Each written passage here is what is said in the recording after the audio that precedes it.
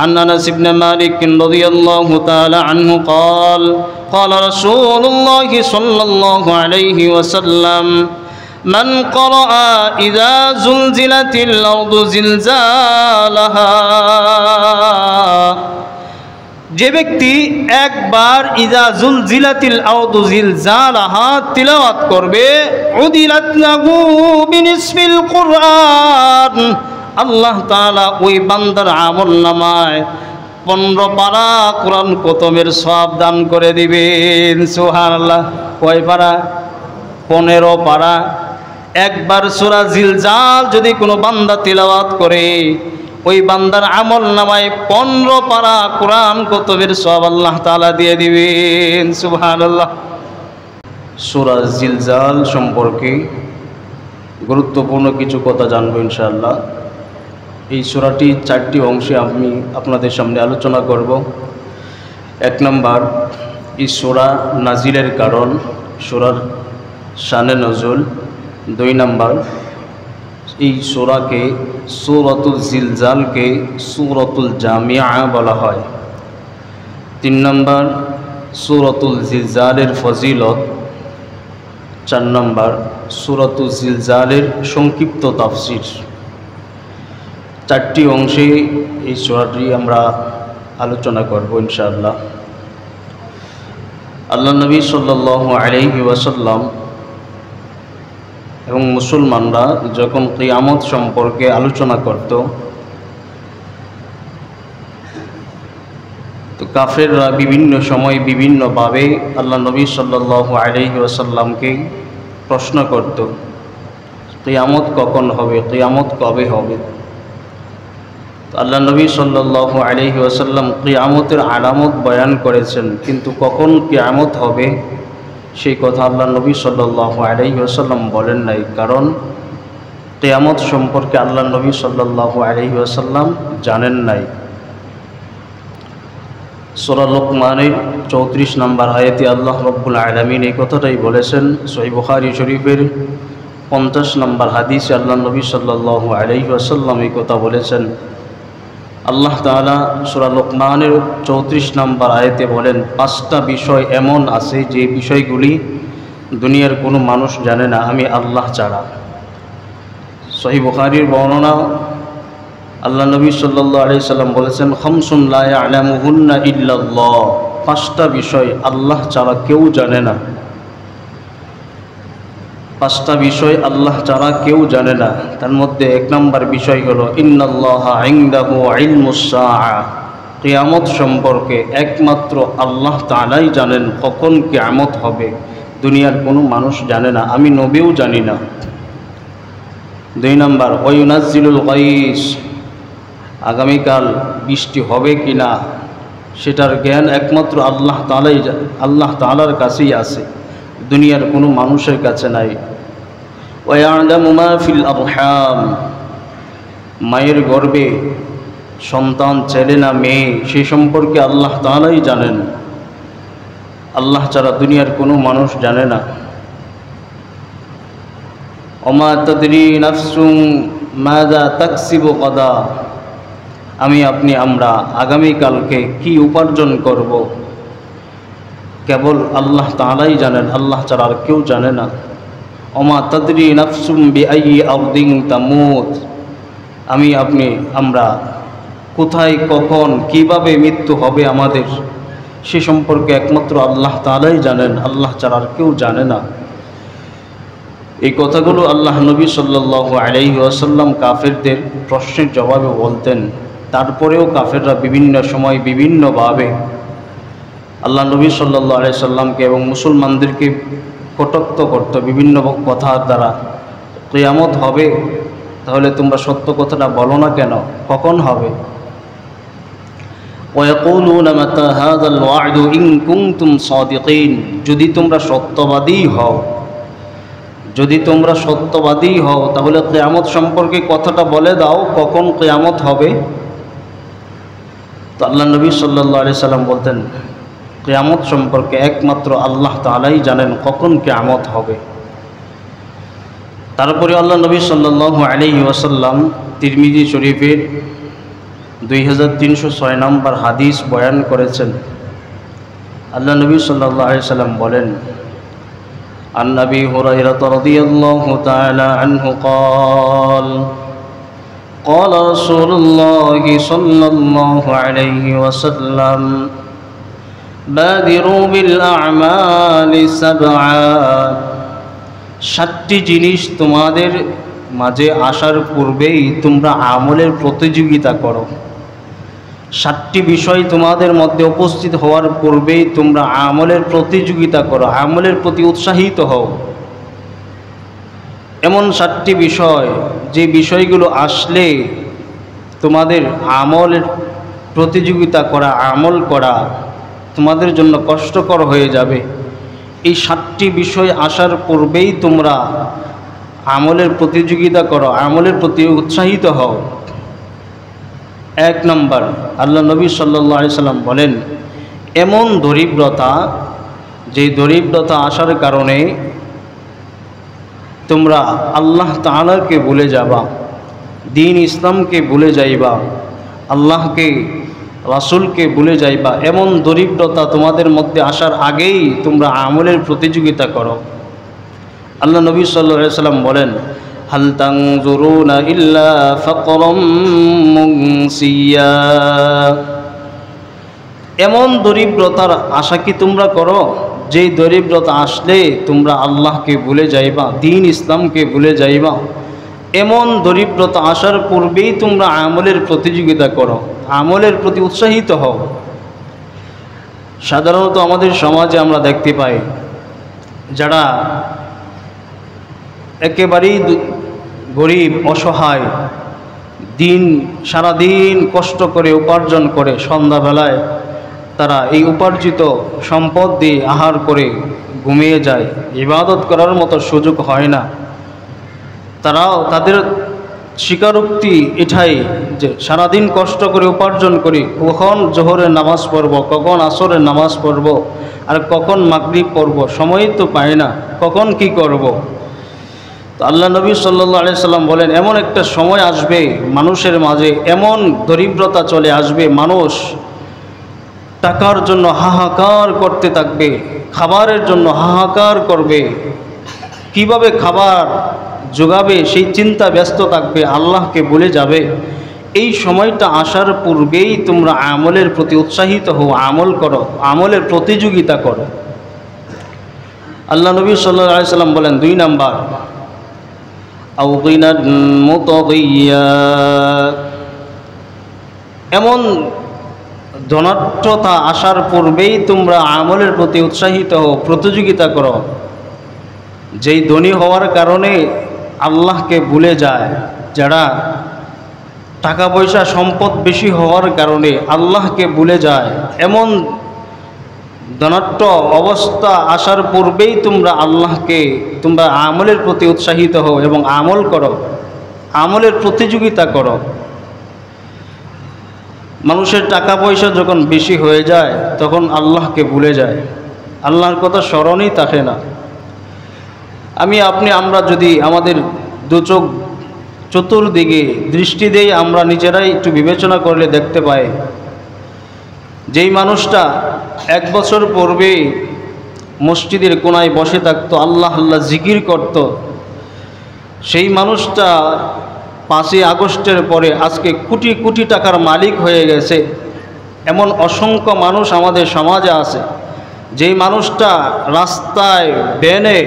রাস্তায় বেনে করে, যেই মানুষটা কাপড় বিক্রি করে, যেই মানুষটা রাস্তায় বেনে করে ব্যবসা করত, সেই মানুষটা আজকে কোটি কোটি টাকার মালিক এবং 60-70 লক্ষ টাকা দিয়ে গাড়ি কিনে সেই গাড়ি দিয়ে চলে। এমন অসংখ্য মানুষ আছে। যেই মানুষটা নামাজের আজানের পূর্বেই মসজিদে প্রবেশ করত, সেই মানুষটা আজকে 1 বছর অতিবাহিত হতে না হতেই মানুষটা 1 ওয়াক্ত নামাজ পড়ার সুযোগ হয় না। তার মানে আল্লাহ নবী সাল্লাল্লাহু আলাইহি ওয়াসাল্লাম বললেন, আও গিনান মুতাগিয়া, এমন ধনাঢ্যতা আসার পূর্বেই তোমরা আমলের প্রতি উৎসাহিত হও, প্রতিযোগিতা করো আমলের। যেই ধনাঢ্যতা, যেই টাকা সম্পদ তোমাদেরকে আল্লাহকে ভুলিয়ে দেয়, এমন টাকা পয়সা হওয়ার পূর্বেই, এমন সম্পদ আসার পূর্বেই তোমরা আমলের প্রতি উৎসাহিত হও। এমন অসংখ্য মানুষ আছে দেখবেন যার 3-4টা বাড়ি, যখন হঠাৎ করে হয়ে যাবে তো সে আল্লাহকে ভুলে যায়। কতটা বাস্তব না অবাস্তব? আছে না নাই? আছে। আপনারা একটু খেয়াল করলেই বুঝতে পারবেন, দেখতে পারবেন। 3 নম্বর, আল্লাহ নবী সাল্লাল্লাহু আলাইহি ওয়াসাল্লাম বলেন, আও মারাদান মুফসিদা, এমন অসুস্থতা হওয়ার পূর্বেই তোমরা আমলের প্রতি উৎসাহিত হও, প্রতিযোগিতা করো আমলের। কেমন অসুস্থতা? প্যারালাইজড অনেকের হয় না? হওয়ার পরে কি সে বেশি আমল করতে পারে? কষ্ট করে সেজদাটা পর্যন্ত দিতে পারে না।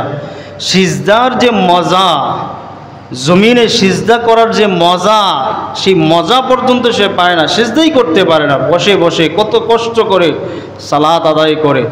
তার মানে এই অসুস্থতা আসার পূর্বেই আল্লাহ নবী সাল্লাল্লাহু আলাইহি ওয়াসাল্লাম বলেন, এই অসুস্থতা আসার পূর্বেই তোমরা আমলের প্রতিযোগিতা করো। অসুস্থতা কখন আসবে, কখন কোন মানুষটা দরিদ্র হয়ে যাবে, অসহায় হয়ে যাবে, কখন কোন মানুষটা এই সমাজের সবচাইতে ধনাঢ্য হয়ে যাবে, সেই বিষয়গুলি কি আমরা জানি? আমাদের জানা আছে? আমরা কখন অসুস্থ হয়ে যাব আমাদের জানা আছে? এজন্য আল্লাহ নবী সাল্লাল্লাহু আলাইহি ওয়াসাল্লাম সতর্ক করছেন, আও মারাদান মুফসিদা, তোমরা এমন অসুস্থতা হওয়ার পূর্বেই আল্লাহকে অধিক পরিমাণে স্মরণ করো, ইবাদতের প্রতি, আমলের প্রতি উৎসাহিত হও, প্রতিযোগিতা করো। যেই অসুস্থতা তোমাদেরকে অপারগ বানিয়ে দিবে, ইবাদত করতে তোমাদেরকে আল্লাহ তাআলাকে ভুলিয়ে দিবে, এমন অসুস্থতা আসার পূর্বেই তোমরা আমলের প্রতিযোগিতা করো। 4 নম্বর, আও মারাদাম মুফান্নিদা আও হারাবাম মুফান্নিদা, এমন বয়সে উপনীত হওয়ার পূর্বেই তোমরা আমলের প্রতিযোগিতা করো। যেই বয়সে উপনীত হলে তোমরা আমল করতে পারো না, তোমাদের কোমর সায় দেয় নাই, হাঁটু সায় দেয় নাই, 2 রাকাত 4 রাকাত সালাত পড়লে আর বেশি পড়তে পারো না, বসে যাও, কষ্ট হয়ে যায়, এমন বয়সে উপনীত হওয়ার পূর্বেই তোমরা আমলের প্রতি উৎসাহিত হও, প্রতিযোগিতা নিয়ে আমল করো।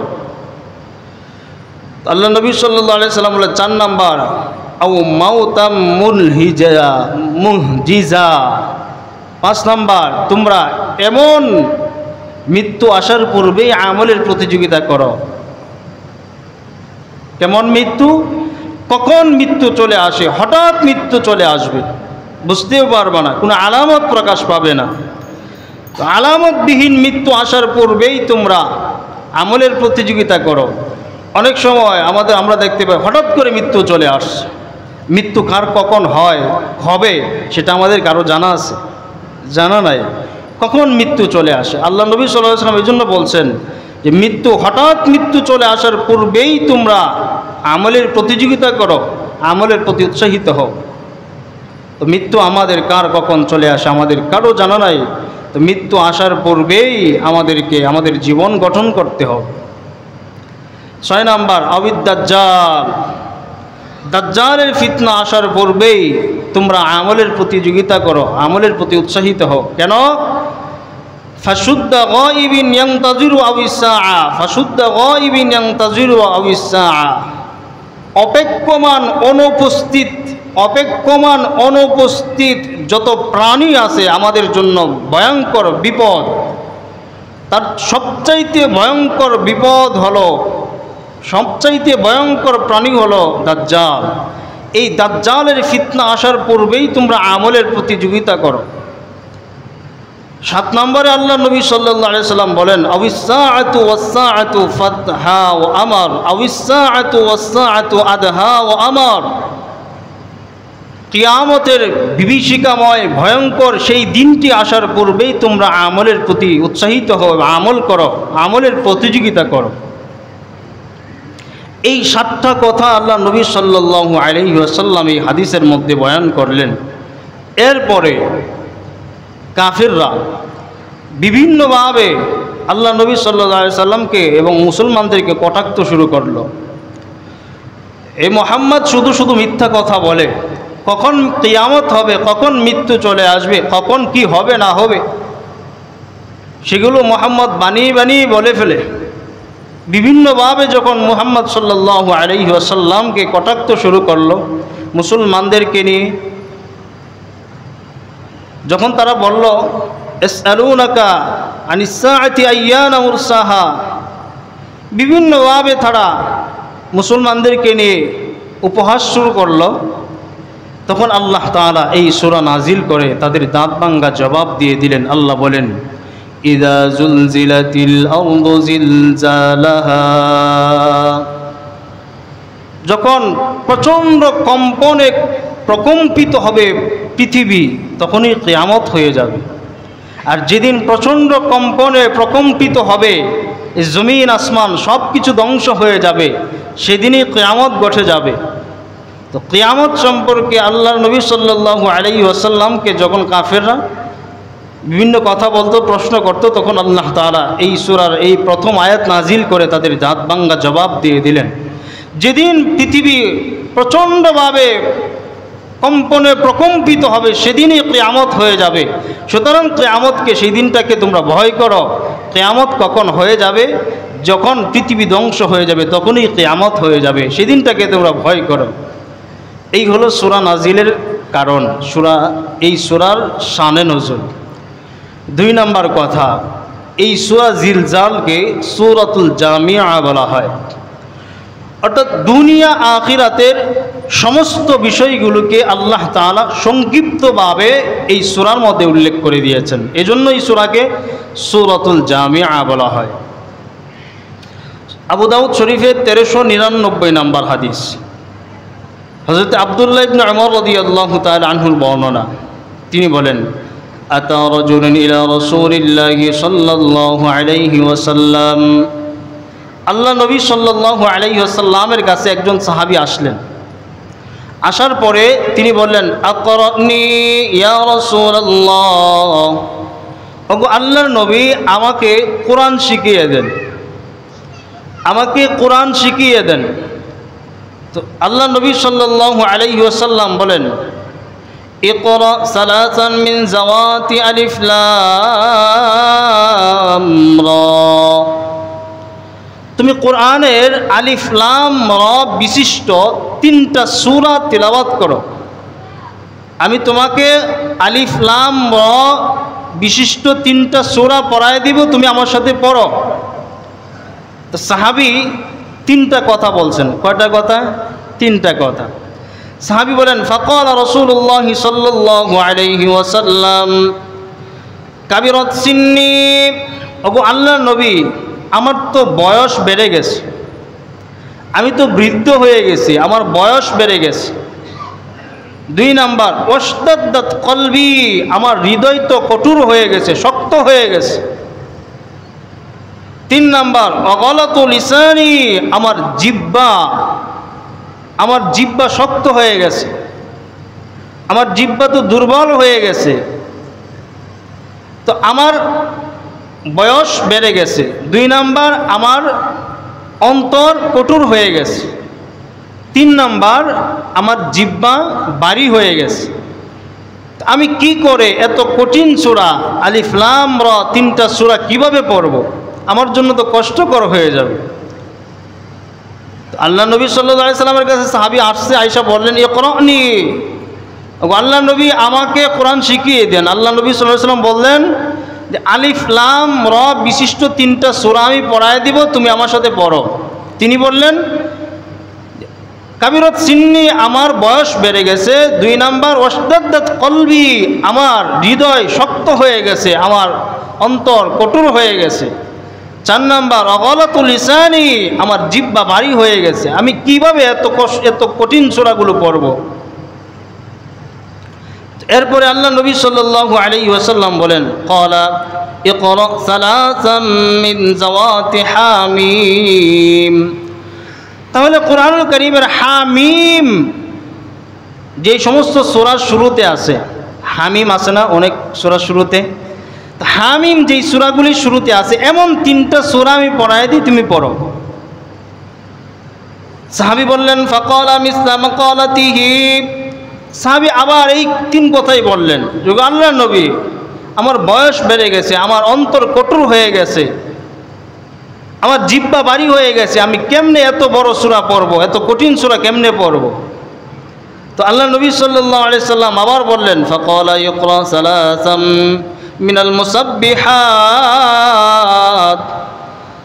কুরআনুল কারীমের এমন তিনটা সূরা পড়ো যেই তিনটা সূরার শুরুতে সাব্বাহা লিল্লাহ বা ইউসাব্বিহু লিল্লাহ আছে, এমন তিনটা সূরা পড়ো। সাহাবী বললেন, ফাকালা মিসলা মাকালাতিহি, আবার এই তিন কথা বললেন, যে আমার অন্তর শক্ত হয়ে গেছে, আমার বয়স বেড়ে গেছে, আমার জিহ্বা ভারী হয়ে গেছে, কি করে এত লম্বা সূরা পড়ব? এরপরে সাহাবী বললেন, ফাকালা রাজুল ইয়া রাসূলুল্লাহ আকরিনি সূরাতুন জামিআ, আকরানি সূরাতান জামিআ, ওগো আল্লাহর নবী, আমাকে এমন একটা সূরা আপনি শিখায়া দেন, এমন একটা সূরা পড়ায়া দেন যেই সূরার মধ্যে দুনিয়া আখিরাতের সমস্ত বিষয়গুলো আছে, এমনকি দুনিয়া আখিরাতের সব বিষয় এক সূরার মধ্যে আছে, আর এই সূরাটা আমার পড়তে সহজ হবে, জবানে পাতলা হবে, ভারী হবে না, আমার জন্য কষ্ট হবে না, এবং আমি পড়তে পারবো, এমন একটা সূরা আমাকে শিখায়া দেন। সুবহানাল্লাহ। তো আল্লাহ নবী সাল্লাল্লাহু আলাইহি সাল্লাম বলেন, ফাকরাউহুন নবী সাল্লাল্লাহু আলাইহি ওয়াসাল্লাম ইযা যুলজিলাতিল আরদু জিলজালাহা, হে আমার সাহাবী, তুমি আমার সাথে পড়ো, ইযা যুলজিলাতিল আরদু জিলজালাহা, এই সূরাটাই হলো সূরাতুল জামিআ।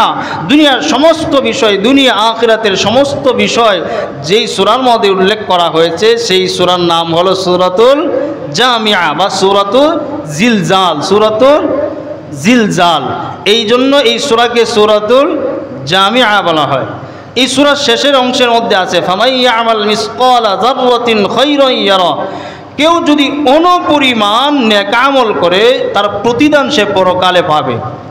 ওমাই ইয়ামাল মিসকালা যাররাতিন খায়রান ইয়ারা, ওমাই ইয়ামাল মিসকালা যাররাতিন শাররান ইয়ারা, আর কেউ যদি অনুপরিমাণ পাপ করে সেটারও প্রতিদান সে পরকালে পাবে।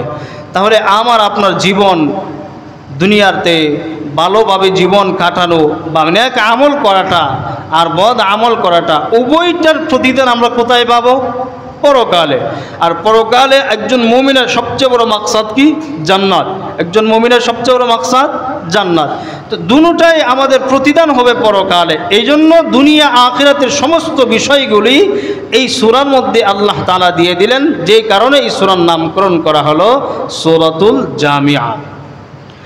3 নম্বর কথা, এই সূরার ফজিলত, এই সূরা তিলাওয়াতের ফজিলত। তিরমিজি শরীফের 2895 নম্বর হাদিস, হযরত আনাস ইবনে মালিক রাদিয়াল্লাহু তাআলা আনহুর বর্ণনা। আন আনাস ইবনে মালিক রাদিয়াল্লাহু তাআলা আনহু আন্না রাসূলুল্লাহ সাল্লাল্লাহু আলাইহি ওয়াসাল্লাম قال هل تزوجت يا فلان, আল্লাহ নবী সাল্লাল্লাহু আলাইহি সাল্লামের কাছে একজন সাহাবী আসলেন। তো সাহাবীকে আল্লাহ নবী সাল্লাল্লাহু আলাইহি সাল্লাম জিজ্ঞাসা করলেন, হাল তাজাওয়াজতা, তুমি কি বিবাহ করেছো? তুমি কি বিবাহ করেছো? তো সাহাবী বললেন, ক্বালা লা আল্লাহি ইয়া রাসূলুল্লাহ, ওগো আল্লাহর নবী, আমি বিবাহ করি নাই, আল্লাহর কসম আমি বিবাহ করি নাই। ওয়ালা ইনদি মা আতাজাওয়াজু বিহি, এবং বিবাহ করার মতো সামর্থ্য আমার নাই। দুইটা কথা। আল্লাহ নবী সাল্লাল্লাহু আলাইহি ওয়াসাল্লাম সাহাবীকে জিজ্ঞাসা করলেন, তুমি কি বিবাহ করেছো? তো তিনি বললেন, না, আল্লাহর কসম আমি বিবাহ করি নাই। 2 নম্বর কথা বললেন যে ওয়ালা ইনদি মা আতাজাওয়াজু বিহি, আর বিবাহ করার মতো সামর্থ্য সম্পদও আমার নাই, আমি বিবাহ করব কেমনে? তো আল্লাহ নবী সাল্লাল্লাহু আলাইহি সাল্লাম সাহাবীকে বললেন, ক্বালা আলাইসা মাআকা কুল হুয়াল্লাহু আহাদ, হে আমার সাহাবী, তোমার কাছে কি সূরা ইখলাস নাই, কুল হুয়াল্লাহু আহাদ নাই? ক্বালা বালা ইয়া রাসূলুল্লাহ, ওগো আল্লাহর নবী, আমার কাছে কুল হুয়াল্লাহু সূরা ইখলাস আছে। আল্লাহ নবী সাল্লাল্লাহু আলাইহি ওয়াসাল্লাম বলেন, ক্বালা সুলুসুল কুরআন, তোমার কাছে সূরা ইখলাস, কুল হুয়াল্লাহ আছে মানে কুরআনুল কারীমের 1/3 তোমার কাছে আছে। সুবহানাল্লাহ। তার মানে কেউ যদি একবার সূরা ইখলাস তিলাওয়াত করে তাহলে তার আমল নামায় কয় পারা কোরআন খতমের সওয়াব আল্লাহ তাআলা দান করেন? 3/1 মানে 10 পারা। কয় পারা? 10 পারা। 10 পারা কুরআনুল কারীমের তিলাওয়াতের সওয়াব ওই বান্দার আমল নামায় দান করে যেই বান্দা একবার কুল হুয়াল্লাহু আহাদ সূরা ইখলাস তিলাওয়াত করে। সুবহানাল্লাহ। 2 নাম্বার আল্লাহ নবী সাল্লাল্লাহু আলাইহি সাল্লাম বলেন, قال أليس معك إذا جاء نصر الله والفتح। হে আমার সাহাবী, তোমার কাছে কি ইদা জাআ নাসরুল্লাহি ওয়াল ফাত এই সূরাটা নাই? সাহাবী বললেন, ক্বালা বালা ইয়া রাসূলুল্লাহ। ওগো আল্লাহর নবী, ইদা জাআ নাসরুল্লাহ এই সূরাটাও আমার কাছে আছে। আল্লাহর নবী সাল্লাল্লাহু আলাইহি ওয়াসাল্লাম বলেন, রুবুল কুরআন, তাহলে তোমার কাছে তো কুরআনুল কারীমের 1/4 আছে, অর্থাৎ কোরআনের 4/1 তোমার কাছে আছে। সুবহানাল্লাহ। মানে 7.5 পারা সমপরিমাণ তোমার কাছে আছে। কেউ যদি সূরা ইযা জাআ নাসরুল্লাহ সূরা নাসর তিলাওয়াত করে তার আমল নামায় আল্লাহ তাআলা 7.5 পারা কোরআন তিলাওয়াতের সমপরিমাণ সওয়াব আল্লাহ তাআলা তার বান্দার আমল নামায় দান করে দিবেন। সুবহানাল্লাহ। কুল হুয়াল্লাহ তিলাওয়াত করলে একবার কয় পারা? 10 পারা। আর ইযা জাআ নাসরুল্লাহ সূরা নাসর তিলাওয়াত করলে একবার কয় পারা? 7.5 পারা তিলাওয়াতের সওয়াব। এরপরে আল্লাহ নবী সাল্লাল্লাহু আলাইহি সাল্লাম বলেন, قال ليس معك قل يا أيها الكافرون। হে আমার সাহাবী, তোমার কাছে কি কুল ইয়া আইয়ুহাল কাফিরুন নাই? قال بلى يا رسول الله। সাহাবী বললেন, ওগো আল্লাহর নবী, আমার কাছে কুল ইয়া আইয়ুহাল কাফিরুন এই সূরাটাও আছে। আল্লাহ নবী সাল্লাল্লাহু আলাইহি ওয়াসাল্লাম বলেন, তাহলে তো রুবুল কুরআন তোমার কাছে কুরআনুল কারীমের 1/4 সমপরিমাণ আছে। সুবহানাল্লাহ। অর্থাৎ তুমি কুল ইয়া আইয়ুহাল কাফিরুন কোন বান্দা যদি একবার তিলাওয়াত করে তার আমল নামাও কুরআনুল কারীমের 7.5 পারা তিলাওয়াতের সওয়াব আল্লাহ তাআলা দান করে দিবেন। সুবহানাল্লাহ। এরপরে আল্লাহ নবী সাল্লাল্লাহু আলাইহি সাল্লাম বলেন, قال أليس معك إذا زلزلت الأرض زلزالها। হে আমার সাহাবী, তোমার কাছে কি ইযা জুলজিলাতিল আরদু জিলজালাহা এই সূরাটা নাই? সাহাবী বললেন, ক্বালা বালা ইয়া রাসূলুল্লাহ। ওগো আল্লাহর নবী, আমার কাছে ইযা জুলজিলাতিল আরদু জিলজালাহা এই সূরাটাও আছে, অর্থাৎ আমি এই সূরাটাও জানি। আল্লাহ নবী সাল্লাল্লাহু আলাইহি সাল্লাম বলেন, রুবুল কুরআন এই সূরাটা যেই বান্দা একবার তিলাওয়াত করবে তার আমল নামায়ও 7.5 পারা কোরআন তেলাওয়াতের সওয়াব আল্লাহ তাআলা দান করে দিবেন। সুবহানাল্লাহ। তাহলে সূরা ইখলাস একবার পড়লে 10 পারা কোরআন খতমের সওয়াব, সূরা নাসর একবার পড়লে 7.5 পারা কোরআন খতমের সওয়াব, সূরা কাফিরুন একবার পড়লে 7.5 পারা কোরআন খতমের সওয়াব, সূরা জিলজাল একবার পড়লে 7.5 পারা কোরআন খতমের সওয়াব বান্দার আমল নামায় দিবেন কে? আল্লাহ। এরপরে আল্লাহ নবী সাল্লাল্লাহু আলাইহি সাল্লাম বলেন, তাজাওয়াজ, তাহলে তুমি বিয়ে করো। এই যুগে আবার এই মাসালা চলবে না। আল্লাহ নবী সাল্লাল্লাহু আলাইহি সাল্লাম কোরআন দিয়ে 1.5 মোহর ধার্য করে সাহাবীকে বিবাহ করাইলেন। এই যুগে আবার এই মাসালা চলবে না। যাই হোক, আমরা যেই কথাটা এখন বোঝানোর জন্য এই হাদিস তেলাওয়াত করলাম সেটা হলো এই সূরার ফজিলত জানার জন্য। এই সূরা একবার যদি কেউ তেলাওয়াত করে তার আমল নামায় 7.5 পারা কোরআন খতমের সওয়াব আল্লাহ তাআলা দান করবেন। সুবহানাল্লাহ। এই হাদিসের চাইতেও সনদের সূত্রে আর শক্তিশালী সনদে আরেকটা হাদিস আছে, তিরমিজি শরীফের 2893 নাম্বার হাদিস। ওই হাদিসটাও হযরত আনাস ইবনে মালিক রাদিয়াল্লাহু তাআলা আনহুর বর্ণনা। এই হাদিসের মধ্যে আল্লাহ নবী সাল্লাল্লাহু আলাইহি সাল্লাম বলেন, আনাস ইবনে মালিক রাদিয়াল্লাহু তাআলা আনহু قال قال رسول الله صلى الله عليه وسلم মান ক্বারা ইযা যুলজিলাতিল আরদু জিলজালাহা, যে ব্যক্তি একবার ইযা যুলজিলাতিল আরদু জিলজালাহা তিলাওয়াত করবে, উদিলাত লাহু বিনিসফিল কুরআন, আল্লাহ তাআলা ওই বান্দার আমলনামায় 15 পারা কোরআন খতমের সওয়াব দান করে দিবেন। সুবহানাল্লাহ। কয় পারা? 15 পারা। একবার সূরা জিলজাল যদি কোনো বান্দা তিলাওয়াত করে, ওই বান্দার আমলনামায় 15 পারা কোরআন খতমের সওয়াব আল্লাহ তাআলা দিয়ে দিবেন। সুবহানাল্লাহ। এরপরে আল্লাহ নবী সাল্লাল্লাহু আলাইহি সাল্লাম বলেন, ওমান ক্বারা কুল ইয়া আইয়ুহাল কাফিরুন উদিলাত লাহু বিরুবুল কুরআন, ওমান ক্বারা কুল হুয়াল্লাহু আহাদ উদিলাত লাহু বিসুলুসিল কুরআন। কেউ যদি একবার সূরা কাফিরুন পড়ে, তার আমলনামায় 7.5 পারা কোরআন খতমের সওয়াব। কেউ যদি একবার সূরা ইখলাস তিলাওয়াত করে, তার আমলনামায় 10 পারা কোরআন খতমের সওয়াব। আর কেউ যদি সূরা জিলজাল একবার তিলাওয়াত করে, তার আমলনামায় কয় পারা কোরআন খতমের সওয়াব আল্লাহ দিবেন?